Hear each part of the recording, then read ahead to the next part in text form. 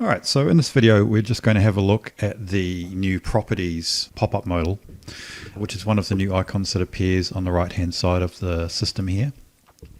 The properties modal is a little status bar which kind of gives you an understanding of what's happening with certain elements on the page, and also the ability to modify values for some of the elements just by typing into input fields.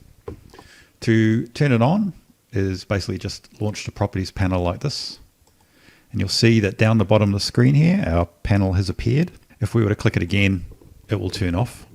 It's a persistent modal, so if you edit to a different page and you still have it enabled, I'll just refresh the page. You'll see that the panel is still visible. You can also choose to click into the page and use keyboard shortcuts to toggle it, which for this particular modal is Control-Alt-P to turn it off and turn it back on. So to give an example of what information it can tell you, we can click into this H3 heading. You can see we've got the H3 heading active, and it's currently got a font size of 28 pixels, and some other properties about that element, such as the margin top and the bottom. If we hover over the icon, it will also visually show the margins and padding in place. We can navigate between elements by just clicking in the navigation on the left hand side here.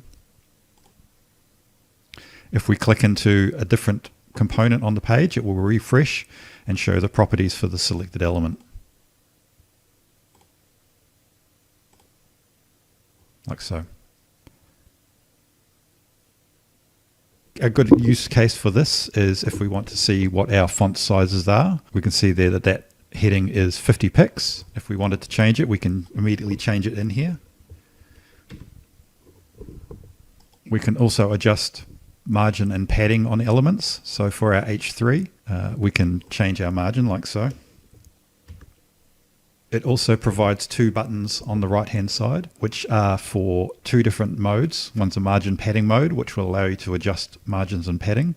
I'll do another video on that one. And also distraction free mode. Distraction free mode is something that you can toggle by double clicking into the page. And what that does is it hides unnecessary icons and just allows you to edit the content. You'll see that the column buttons have disappeared here, and you can see that it is active. We can re-enable it as need be.